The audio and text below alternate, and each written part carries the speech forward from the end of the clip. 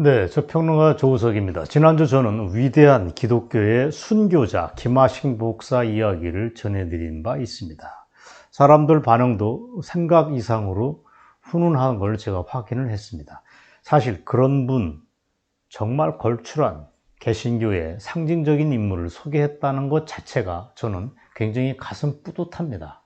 또 다른 뜻밖의 인물 두 분을 마저 소개를 할까 합니다. 이제 대한민국의 김인호 선생을 모르는 분은 거의 없을 것입니다. 지상파와 공중파, 조중동이 외면하지만 알 사람은 다 압니다. 그럼에도 불구하고 짧게 소개를 하자면 그분은 국군 방첩부대원 출신입니다. 남북으로 가면서 첩보활동을 했던 진정 숨어있는 노병이고, 문재인 아버지 문영영이가 흥남 지역의 공산당 건물이라고 하는 걸 폭로했던 엄청난 분입니다. 종종 저는 그런 생각을 합니다. 만일 그분이 김인호 선생이 좌익이었다면, 좌빨이었다면 이미 좌빨 애들은 그분을 영웅으로 만들고도 남았을 것입니다. 사실입니다. 비전향 장교수도 그렇고 탤런트 문근영이의 외할아버지인 빨치산 출신 윤학진 등등조차도 모두 윤학진에 대해서 영웅이자 통일운동가 따위로 뛰어온 것이 누굽니까? 바로 좌빨들 아니겠습니까? 김인호 선생은 그 점에서는 안타까운 케이스지만 어쨌거나 그분의 깜빵 동기 중에 하나가 김하식 목사였던 걸로 그치지 않고 또 여러분이 있습니다.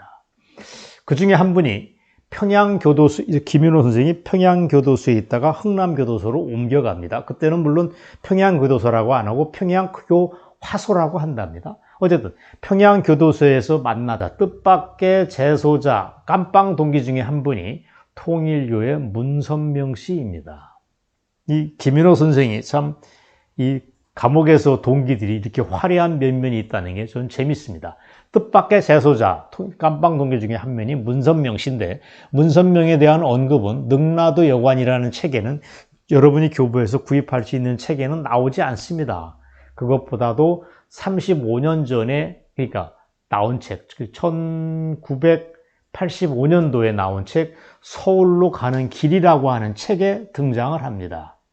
바로 이것입니다. 서울로 가는 길. 여기에 등장을 합니다. 서울로 가는 길에는 그래서 제가 확인을 해봤습니다. 서울로 가는 길에는 나오던 내용이 왜 능라도 여관에는 빠진 겁니까? 라고 김인호 선생한테 여쭤봤습니다. 그랬더니 이게 너무도 중요한 대목이라서, 자기 깜빵 동기 문선명을 다루는 대목이라서 다음 기회에 다른 책에서 별도 책으로 낼까, 이런 활용할까 싶어서 그랬다라고 밝히셨습니다. 자, 여기에서 통일교 지도자 문선명 씨의 젊은 시절의 사진을 함께 보시겠습니다. 바로 젊었을 때 사진이 낯설기도 하고 친근한 연속성도 있고 뭐 그렇습니다. 이게 젊었을 때의 문선명의 모습입니다. 자, 지금은 문선명에 대한 언급을 짧게 하겠습니다. 제 관심은 오해하지 마시기 바랍니다. 기독교에서 얘기하는 이단이다, 문선명이 2단이다, 3단이다 하는 논쟁과는 그건 제 관심이 아닙니다. 그분은 개신교에서 나와서 통일교로 가지를 쳐 나갔는데 그게 50년대 중반 이후로 알고 있습니다. 따라서 문선명 총재의 초창기 모습이 담겨있기 때문에 저는 굉장히 흥미롭게 봤을 따름입니다. 아는 이는 알듯이 문선명은 평안북도 정주 태생입니다. 정주. 1954년도에 서울에 와서 통일교를 창설을 했는데, 이 통일교는 제가 알기에는 순결을 중시하는 가정윤리에다가 반공 사상을 결합시킨 거라고 알고 있습니다. 바탕에는 뭐 기독교 신앙이 깔려 있겠죠. 그런 문선명 특유의 반공 사상은 지금부터 언급할 북한 교도소 생활의 영향이 아닌가, 흥남 교도소에서 받았던 영향이 아닐까라고 짐작이 됩니다. 자, 그럼 책에 문선명을 대체 어떻게 그 표현을 했을까라고 궁금해서 제가 옛날 책까지 뒤져봤습니다. 김인호 선생은 저번에 방송에서 말씀드린 김하식 목사를 성자라고 표현을 했지만, 문선명에 대해서도 감옥 안의 성자라고 또렷하게 표현을 했습니다. 감옥 안의 성자라고 표현을 했습니다. 직접 그거를 여러분과 함께 살펴보시도록 하겠습니다. 자, 중간 제목이 바로 감옥 안의 성자로 되어 있습니다. 그 밑에 줄을 친 거를 유심히 보시기 바랍니다. 저는 이 책을 빌려서 봤는데 제가 친 밑줄을 친 게 아니라서 좀 지저분하게 보일지 몰라도 많은 사람이 관심 있게 봤다는 뜻으로 이해하시면 좋겠습니다.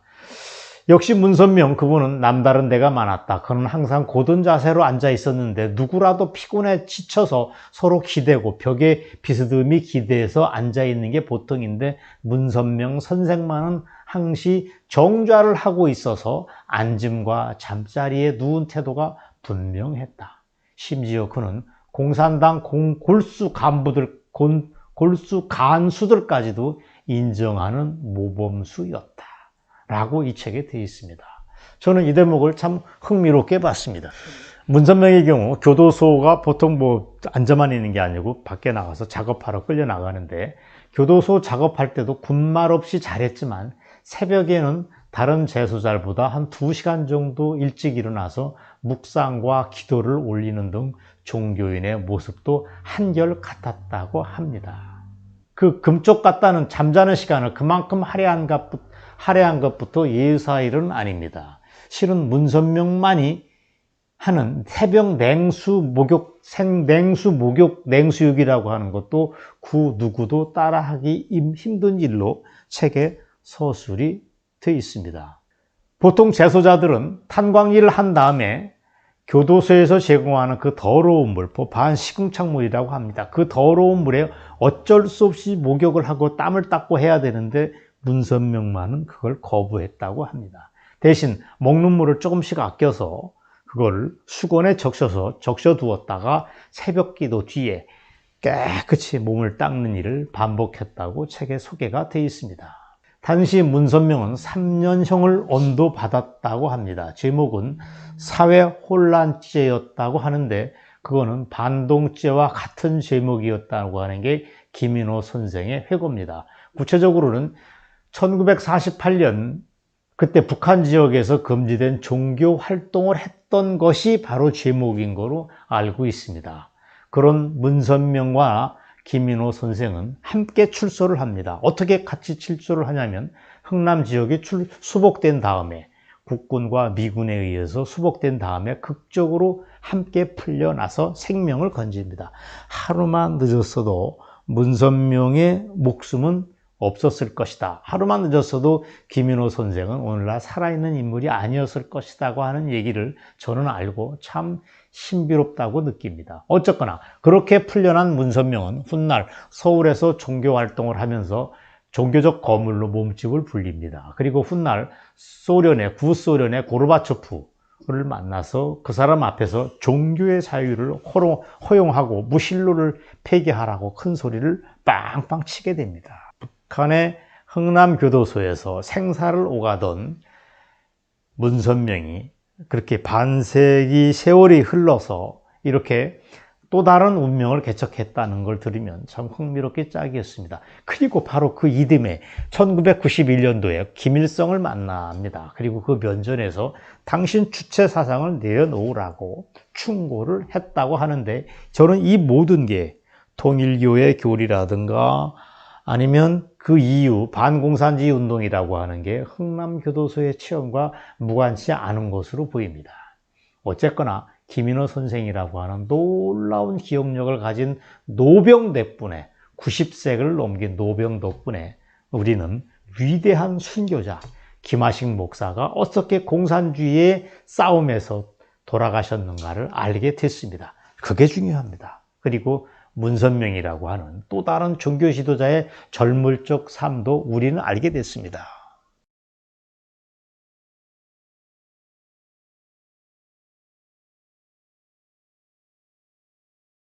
부산 장신대 교수이시면서 현대종교 이사장인 탁지일 교수 모시겠습니다.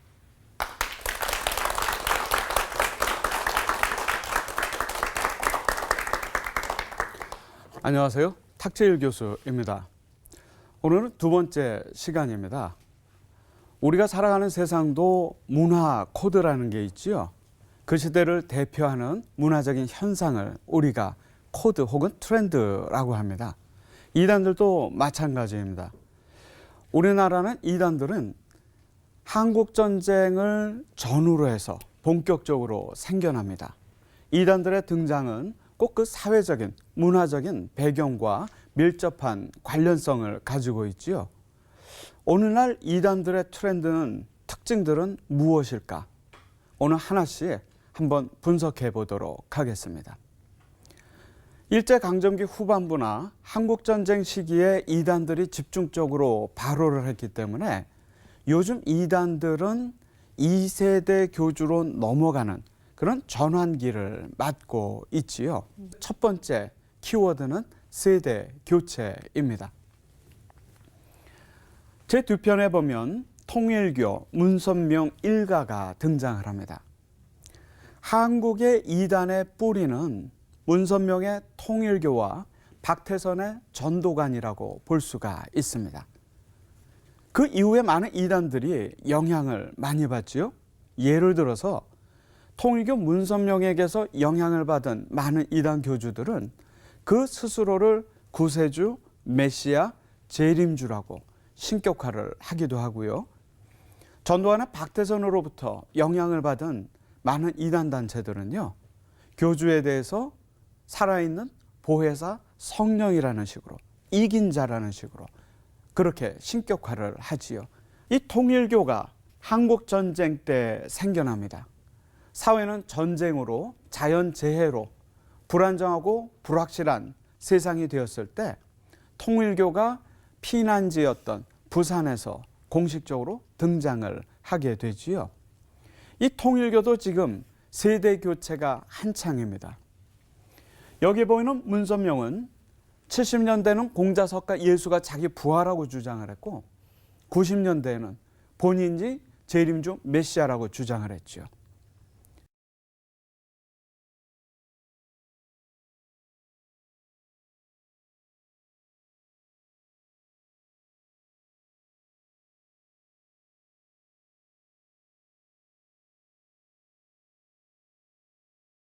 한반도를 중심으로 한 국제 정세에 대해서 예리하게 글을 쓰고 계시는 김진명 작가님. 김진명 작가의 작품이죠. 네, 네. 그 최신작입니다. 최신작이고요. 네, 그래서 예언은 칼기 폭파로 동생을 잃은 남자 주인공이 예. 소련에 복수하기 위한 과정에서 문이라는 남자를 만나고요.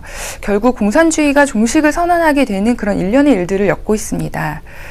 여기서 문이라는 남성이 바로 그 문선명 목사를 모델을 하고 있는데요. 네. 종교인으로서 대중에게는 알려져 있지 않은 그 문 목사의 실질적인 행보들이 작가 김진명 작가의 고증 과정을 통해서 작품에 그대로 드러나 있습니다. 네. 고르바초프나 김일성을 직접 만났던 이야기라든지 예. 공산주의가 가장 정점에 있을 때 공산주의 종언이 선언된 그 역사의 사건의 중심에 있었던 거죠. 사실 좀 잘 알려지지 않았던 내용들에 대해서 네, 다루고 그렇습니다. 있군요. 예, 예. 그 책 서문에 보면 김진명 작가가 이렇게 좀 쓰고 계신데요. 네. 공산주의 붕괴를 취재하는 과정에서 놀랍게도 소수의 한국인들이 남미의 공산주의 창궐을 막고 베를린 장벽의 붕괴를 이끌어내기 위해 온 삶과 열정을 다했다는 사실을 알게 되었다라고 말씀하시면서 본인은 인텔리전스의 진화를 최고의 가치로 믿고 있는 사람인데 네. 신의 섭리로 보는 이들의 행보를 보면서 지필 내내 고민하지 않을 수 없었다고 말씀하십니다. 네. 하지만 실제 했던 이들의 이제 행위들을 외면하는 것은 역사의 진실을 덮어버리는 부작위의 자기가 되어버린다는 생각이 들었다면서 이 책의 지필 동기를 밝히셨습니다. 네, 뭐 일종의 편견 때문에 이분들의 행적에 대해서 의심하는 사람도 있겠지만 분명히 고증 과정을 거쳤다, 뭐 이런 얘기를 하는 것 같은데요. 네. 굉장히 놀라운 얘기들이 나오는 것 같습니다. 책 제목이 예언까지 되어 있는데 예언은 또 무슨 얘기입니까? 네. 단순히 뭐 행적을 자취를 따라가고 이건 아닌 것 같은데. 네네. 그 책 속에서 이 이제 제목처럼 예언을 2번 하겠는데요. 예언가까지 되는군요. 네. 네. 첫 번째 예언은 그 당시 이제 100년도 거뜬할 것 같은 공산주의가 7년 안에 붕괴될 것을 예언을 했고요. 예, 예. 그것은 역사적으로 지금 현실이 되어 있는 상황입니다. 두 번째 예언은 2025년 키워드인데요. 그 예언이 무엇인지는 책을 읽어보시면 제 책을 봤는데요. 네. 힌트를 좀 드리자면 네. 우리의 소원이다. 뭐 이렇게 드릴 수가 있겠습니다. 네, 맞습니다. 책을 좀 봐야겠습니다. 사실 근데 좀 내용상 민감할 수도 있는 부분이 좀 들어있는데 지금 이 시점에서 우리한테 주는 시사점이 있을 것 같은데요. 어떻습니까? 네, 맞습니다. 저 같은 이제 일반인들한테는 매일 쏟아지는 사건과 뉴스 속에서 가치 판단하기가 쉽지만은 않은 상황이고요. 네. 무엇이 옳은지 사실인지 잘 모르는 게 사실입니다. 그래도 판단을 하고 뭔가를 선택해야 되는 게 이제 우리의 몫일 그렇죠. 몫일 것이라서 이런 역사적 인물들이 했던 용감한 선택들을 보면서 내 삶을 고민해 보면 어떨까 싶었습니다. 문선명 총재가 태어난 곳이 북한 지역이죠. 예. 그 정주 지역이고, 그다음에 91년에 보면은 김일성 주석을 만나서 남북 정상회담, 그다음에 이산 가족 상봉, 그리고 금강산 개발 이런 것을 비롯한 남북 경제 교류에 합의하는 이런 인연도 깊습니다. 그렇군요. 지금 네. 두 사람이 만나서 악수를 나누고 아주 바로 반갑게 저것이 인사를 나누는 장면이죠. 91년에 문선명 총재와 김일성 주석이 네. 만나는 그런 장면이고요. 그다음에 그래서 김정은 제1위원장도 보면은 2012년 9월에 문 총재가 별세했을 때 직접 조전을 보냈고 조국 통일상을 수여하기도 했었고요. 또 당시 방북했던 장례위원장인 문영진 통일교 세계 회장에게 조화를 전달하고 조의를 표시한 적도 있습니다. 예. 그거에 얽힌 뒷이야기를 잠깐 소개시켜드린다면 지금 보시는 모습은 1991년 12월 6일 모습인데요. 당시 이랬다고 합니다. 평양 만수대에서 문 총재가 이제 방북을 해서 공산주의는 곧 망한다 하면서 탁자를 탁 내리쳤답니다. 아, 그래요? 그러니까 주변 사람들이 파랗게 질렸었겠죠. 예. 그러면서 단독 회동을 하고 싶다고 얘기했는데 그 배포에 반해서 김일성이 문선명과 당시에 단독 회담을 했고 이때 서로의 어떤 인간적인 부분에 반해서 형님 동생 하는 의형제를 맺었다고 하는데 이 세상을 움직여 나가는 아주 어마어마한 몇몇 개인들이 있거든요. 또 하나의 또 중요한 인물이 있습니다. 바로 이제 문인인데요. 미국 연방수사국에서 체포가 돼서 지민이 덴버리 교도소에 구금이 됐을 때 만납니다. 이 문이라는 인물이 이제 실존 인물이잖아요. 그렇습니다. 그러니까 저는 이제 김진명 작가님이 이 소설에 네. 문선명이라는 분을 실명으로 네. 등장시키는 데 깜짝 놀랐어요, 사실은. 네. 물론 이제 이 사건과 연관지어서 90년에 고르바초프와의 면담, 91년에 김일성과 회담이라는 건 역사적인 팩트입니다. 네. 근데 그 팩트를 가지고 들어오셔서 이제 사실은 전체 이 공산주의 붕괴라고 하는 과정에 네. 문선명 총재라는 사람이 가진 영향력을 일정으로 쭉 지금 쓰고 있었습니다. 그래서 저는 상당히 놀랍기도 하고 흥미롭게 봤는데요. 잘 아시는 것처럼 이제 문선명 총재는 이제 평북 정주 출신입니다. 제가 고향도 한번 가봤었는데 미국이나 일본으로 이렇게 전 세계를 돌아다니면서 이른바 통일교라고 하는 특별한 하나의 이제 종교 단체를 비롯해서 이제 많은 사람들을 이끌었던 사람인데 이제 이분이 갖는 우리 한국에서의 거부감 같은 분명히 있습니다. 우리나라에서 이분을 직접적으로 건드린다는 건 쉬운 일이 아닌데 우리 작가님이 이걸 집어넣어서 제가 한번 말씀을 듣고 싶은 생각도 있었습니다. 오늘 네, 네. 질문을 드리고 싶고요. 또 하나는 이제 그럼에도 불구하고 이 문선명이라는 사람이 그동안 평생을 살아왔던 게 가장 초반부에 했던 게 승공운동입니다. 국제 승공연합 총재를 하면서 냉전 시기에 공산주의를 어떻게 하면 물리칠 것인가에 대한 전 세계적인 운동을 이끌었던 사람은 분명한 사실입니다.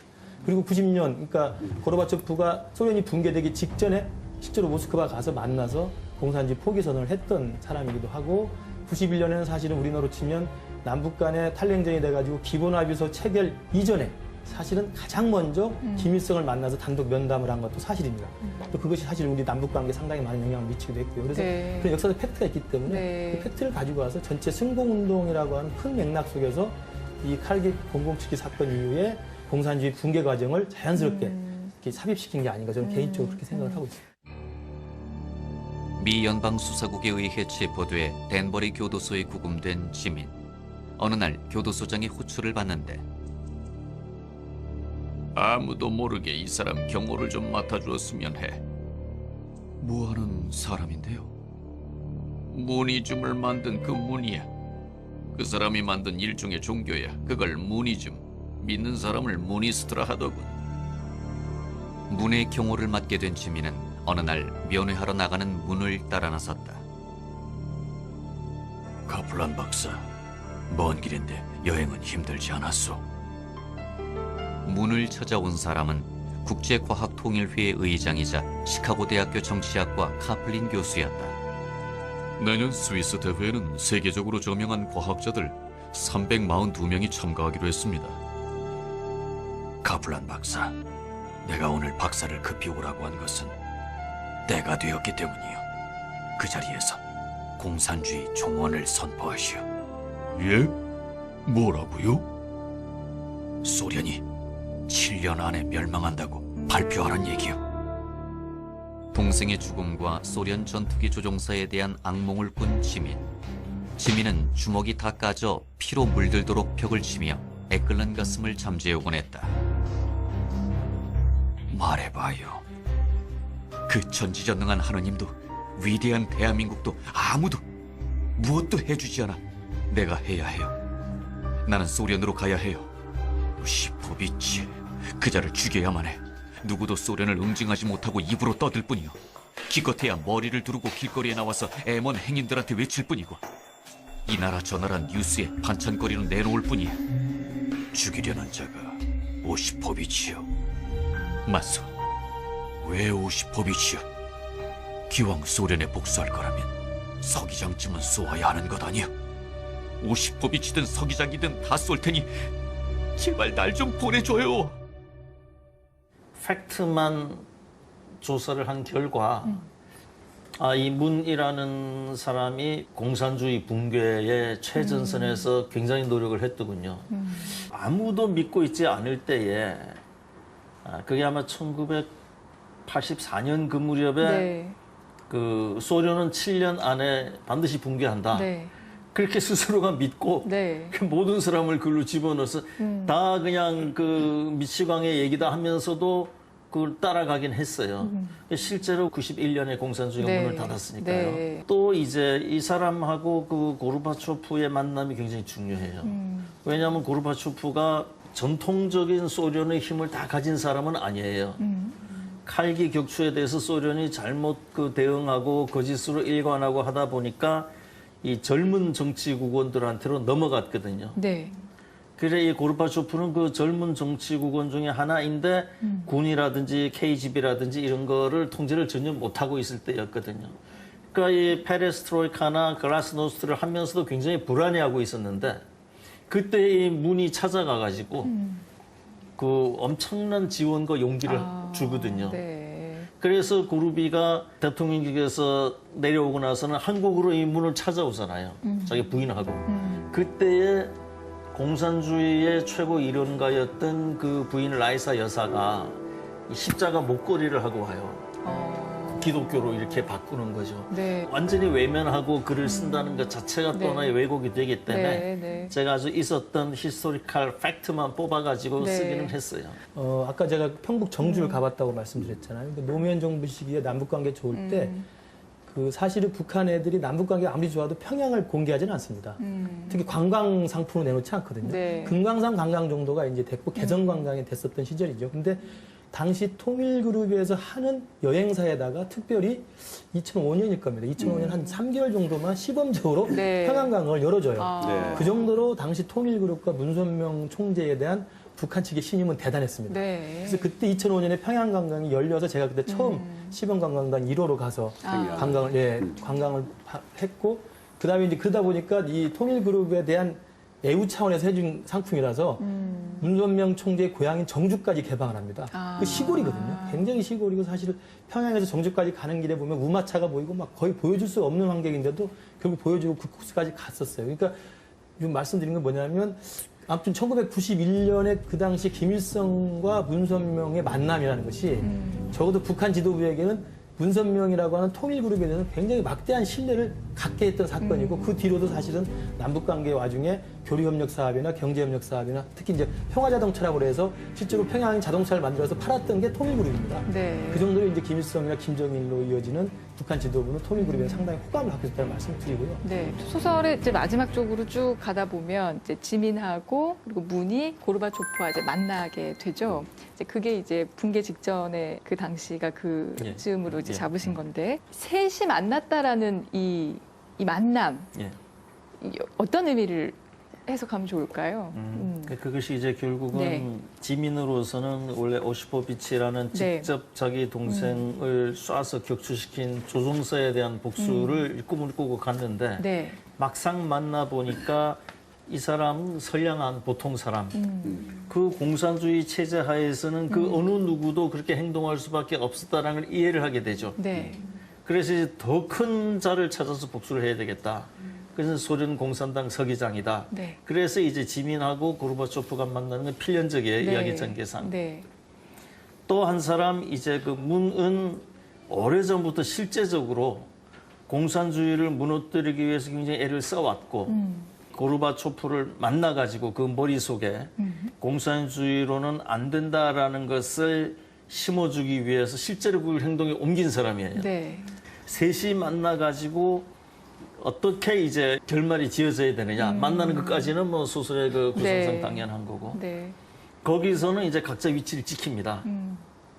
지민은 지민대로, 문은 문대로, 고르비는 고르비대로 하지만 그 뒤에 문의 부인 한학자하고 그 고르비의 부인을 라이사하고 얘 그 조그만 아주 속옷 같은 게 있잖아요. 소련의 무용단 단원은 너 이거 실수하면은 너의 아버지가 처벌받아. 이런 시스템이고 여기 그 리틀 에인절스에는 실수하고 나서 쪼르르 그 한학자한테 달려가가지고 나 실수했지만 아이스크림 사줄 거죠. 그게 이 두 체제의 차이를 네. 극명하게 보이는 거죠. 네. 네. 그래서 저는 그 이 소설이 기본적으로는 이제 칼기 격추에서 시작된 그야말로 체제의 대결이고 하지만 일방적으로 공산주의가 나쁘다. 그리고 반공산주의가 일방적으로 좋다. 이거를 이데올로기적으로 얘기하기보다는 네. 그런 그 이 사람들이 살아가는 데에서 느끼는 그 인간다움 또 그다음에 그 아주 소소한 자유 네. 여기에서 두 그 이념과 체제의 차이를 좀 보여주고 싶었던 거죠.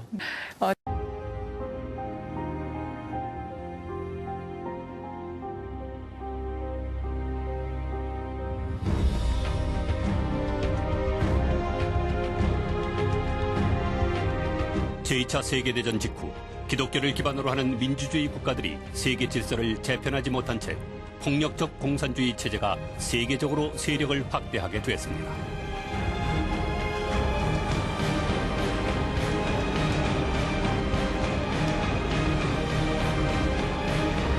따라서 문선명 선생은 68년 국제승공연합을 창설, 소련, 중국, 북한과 대치하는 한국과 일본의 그 기반을 만들어 공산주의 세계 적화 전략을 저지해 왔습니다.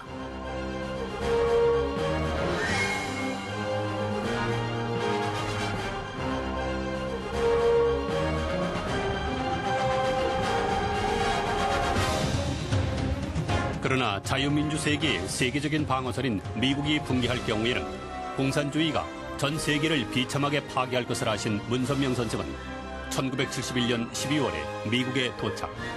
30년간에 걸친 미국 부흥운동의 개막이 됐습니다.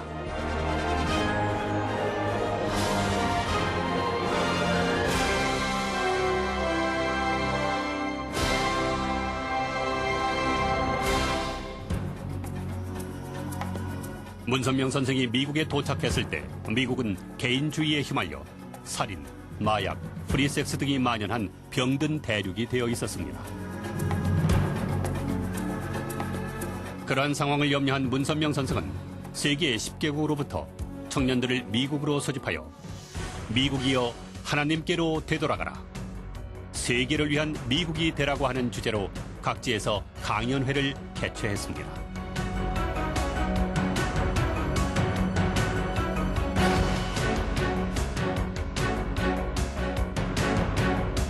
(3년) 동안의 강연 활동의 결과 700여 도시로부터 명예 시민상을 받고 국회에도 초대되어 강연을 하게 된 것입니다.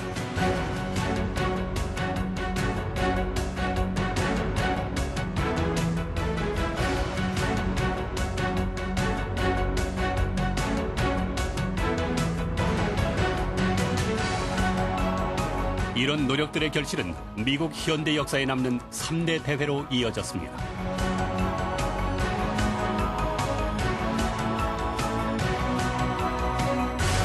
1974년 9월 뉴욕의 메디슨 스퀘어 가든 대회는 2만 5천 명이 수용 인원인 대회장에 6만 명이나 몰려와 주변은 한때 큰 열광에 휩싸였습니다.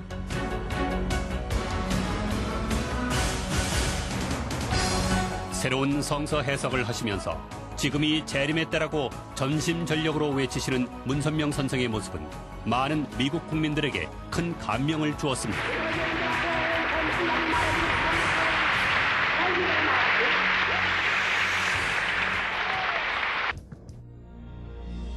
(1976년 6월에) 열린 양키 스타디움 대회는 그 직전까지 폭풍우가 쏟아져 대회장은 물에 잠기고 장식들도 모두 날아가 버리는 해프닝이 벌어졌지만 모든 스태프들은 일치 단결하여 준비에 만전을 기했습니다.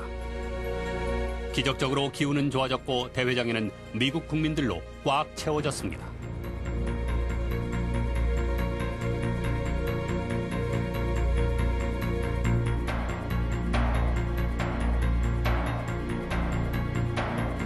미국 대회의 절정은 그로부터 약 3개월 후에 열린 워싱턴 대회. 미국 전역에서 50만 명이 몰려온 역사적인 대회가 됐습니다. 문선명 선생은 미국이 건국 정신을 되찾고 세계의 중심적 역할을 다하는 것이 하나님의 바람이라고 강력하게 호소했습니다. 이미 초민족적으로 결성된 미국은 통일 세계의 모형이니 미국의 날이 센 하나님의 축복은 미국만을 위한 축복이 아니라 하나님이 다 같은 자녀로서의 전 세계 형제 자매들에게 나눠 주어야 할 축복인 것을 확실히 알고 세계적으로 닦아놓은 기독교 기반 후에 세계 주도 국가로서의 책임을 다하고 태감받은 국가로서의 사명을 완수하여야 합니다. 미국은 오늘 각성하여야 합니다. 내일이면 늦습니다.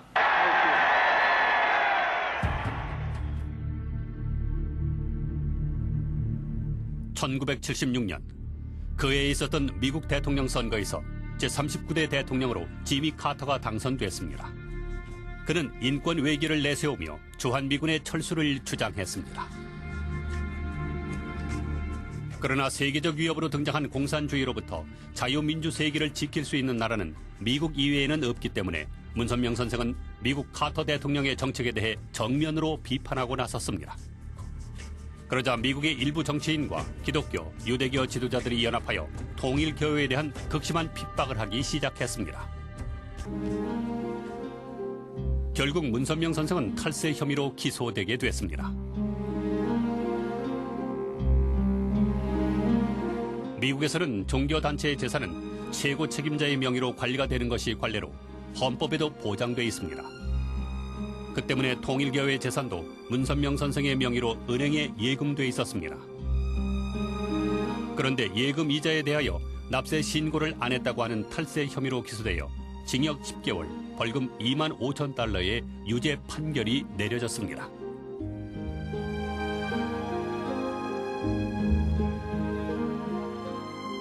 These projects have required a vast amount of final resources, as well as the hard work and the loving sacrifices of fellow church members.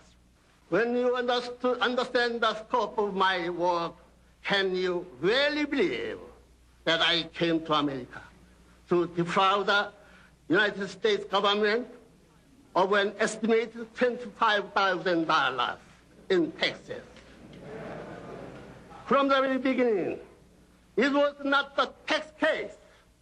It has been an invasion by the government. And I pray for this country. I thank God that He is using me as His instrument to reveal the fight for religious freedom and to ignite the spiritual awakening of America in this most crucial hour of human history. 형무소에 수감되는 날 아침, 문선명 선생은 자녀들 한 사람 한 사람과 이별의 인사를 했습니다. 미국을 떠나면 복역을 피할 수 있지만 문선명 선생은 미국의 죄를 대신 홀로 안고 스스로 감옥의 길도 마다하지 않았습니다. 문선명 선생의 미국에 대한 깊은 사랑과 진실을 알게 된 미국의 종교인들이 이 재판의 부당함을 호소, 문선명 선생을 지지하는 데모가 각지에서 벌어졌습니다. 거기에서 역사적인 사건이 발생했습니다. 지금까지 결코 손을 잡지 않았던 흑인과 백인의 기독교 성직자들이 함께 손을 잡게 된 것입니다.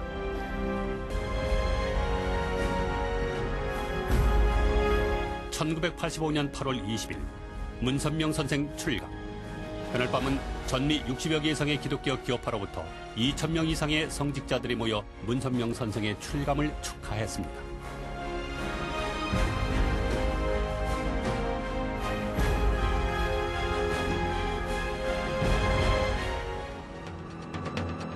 문선명 선생은 미국 국민들에게 하나님께로 되돌아가라, 세계를 위한 미국이 되라고 호소하는 한편 많은 정치가들에게도 공산주의의 위험성을 경고하고 하나님주의를 통하여 공산주의 극복은 물론 민주주의 사회에 있어서 윤리 도덕의 회복을 호소했습니다. 따라서 문선명 선생은 1982년 일간지 워싱턴 타임즈를 창설, 워싱턴에서 유일한 보수계 신문으로서 레이건 정권을 지원한 것입니다. 사실 워싱턴 타임즈는 창간 이래 미국 정부 정책에 막대한 공헌을 해왔습니다. 그 가운데 하나가 SDI 구상 지원입니다. SDI 전략 방위 구상은 미소간 핵전쟁 회피를 위한 최후의 수단이었습니다. 그러나 그것을 국가 정책으로 펴나가는 데에는 국민의 압도적인 지지가 불가결한 것이었습니다. 워싱턴 타임즈는 SDI 구상을 적극적으로 지지하고 미국 국민들의 여론을 선도해 나갔습니다. Yet our spirit of optimism, of better tomorrows, is as strong as ever. The American people know the truth, and you, my friends at the Washington Times, have told it to them. It wasn't always the popular thing to do, but you were a loud and powerful voice. 이 발표를 들은 고르바초프 서기장은 미국의 SDI 정책에 대응하면 소련 경제가 곧 붕괴해버린다고 판단하여 페레스트로이카 글라스노트라고 하는 개혁 개방 노선을 취했다고 알려져 있습니다. 그 개혁이야말로 냉전 종교를 가져온 하나의 커다란 요인이 됐던 것입니다.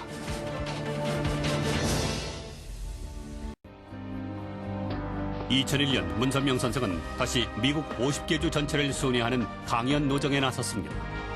그때 문선명 선생은 81세, 그것도 50개 주를 50일에 순회하는 그야말로 목숨을 건 강행군이었습니다.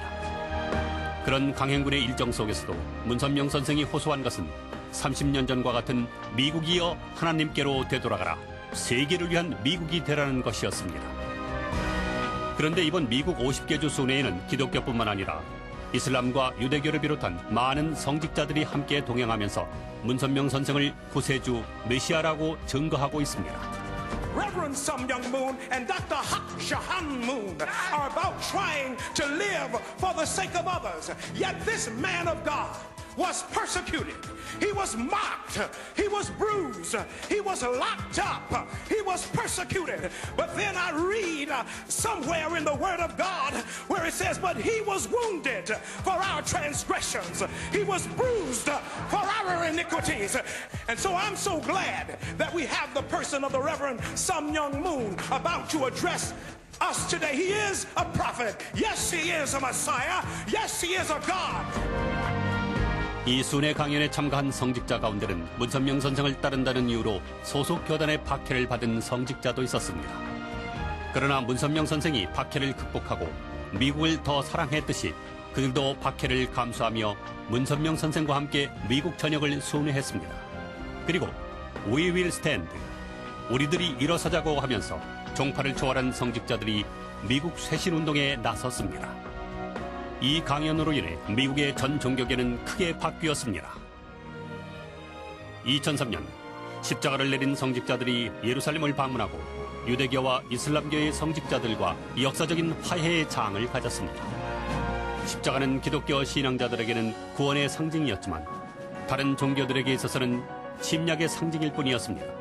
따라서 기독교의 성직자들이 십자가를 내렸다고 하는 것은 기독교와 다른 종교 간에 있어왔던 기나긴 원수 관계에 막을 내리는 계기가 된 것입니다.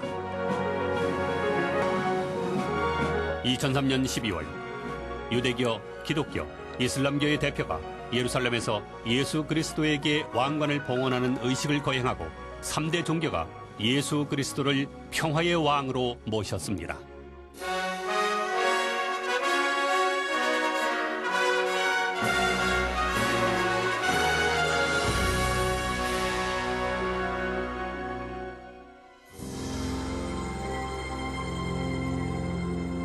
문선명 선생이 미국에 걸었던 30년 생애, 그것은 하나님의 뜻에 따라 그분의 소원을 이루어 드리기 위한 희생의 한 생애였습니다. 미국이여 하나님께로 되돌아가라. 세계를 위한 미국이 되라. 그 외침은 지금 요원의 불길처럼 미국 전역 국민들의 마음속에 퍼져 나가고 있습니다.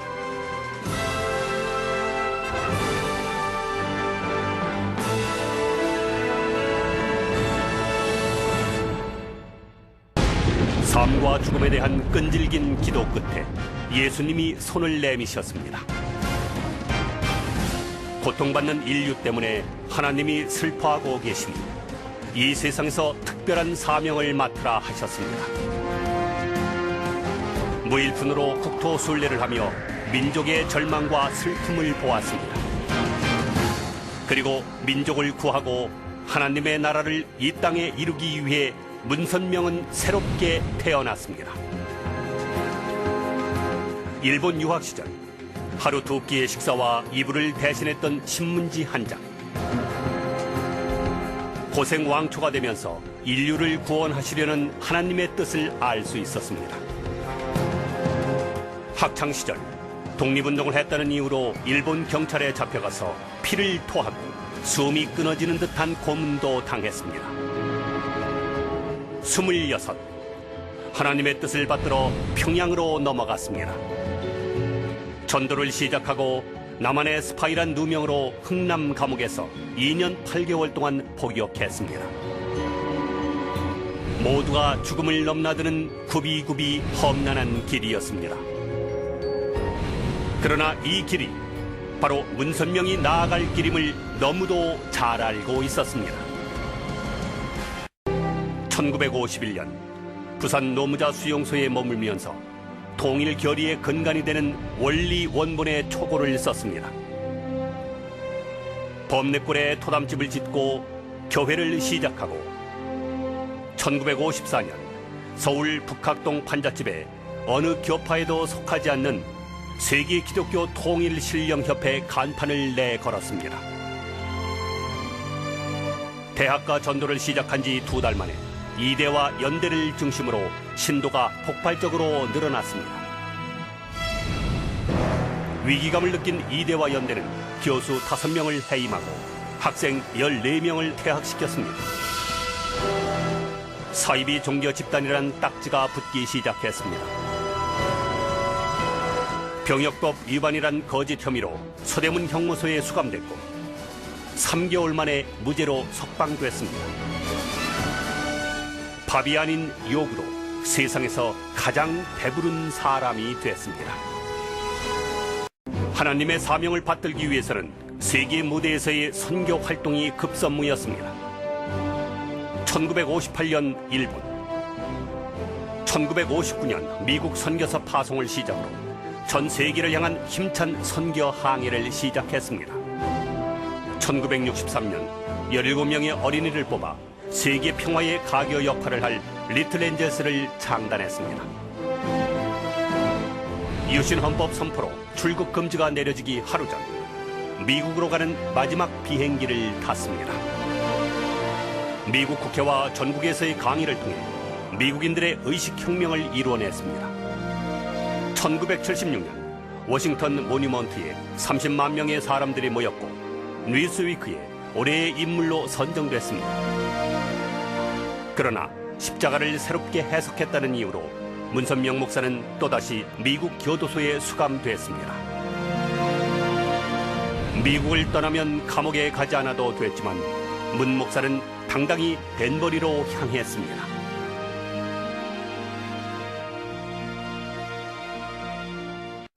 종교의 힘은 넘치는 사랑에 있습니다.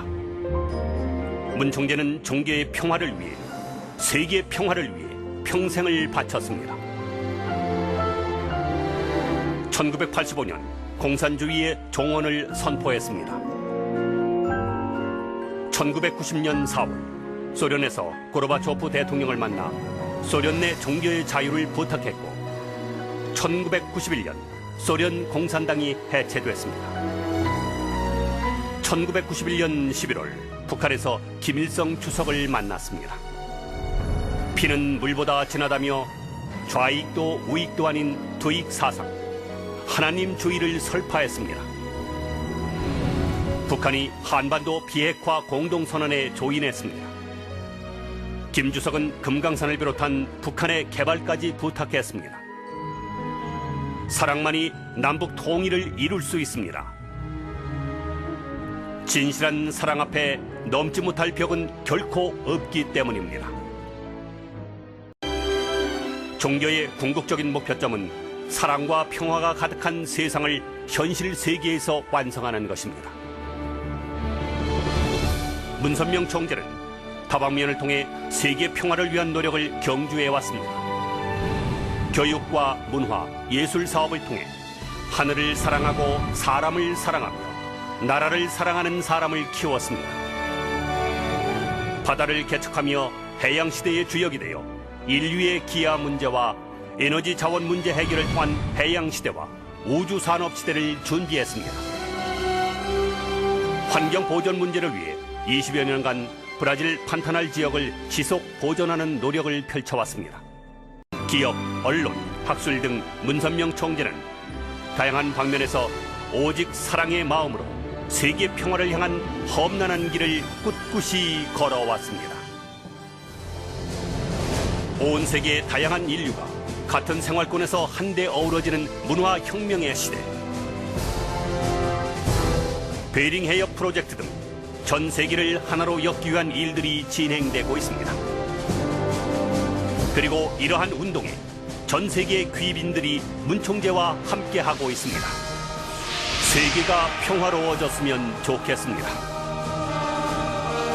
사람이 사람을 사랑했으면 좋겠습니다. 세상의 모든 가난과 기아, 분쟁과 고통이 사라졌으면 좋겠습니다. 오늘도 나는 이 땅의 모든 사람이 종교와 이념, 인종의 벽을 넘어 평화를 사랑하는 세계인으로 거듭날 것을 기도하고 또 기도합니다.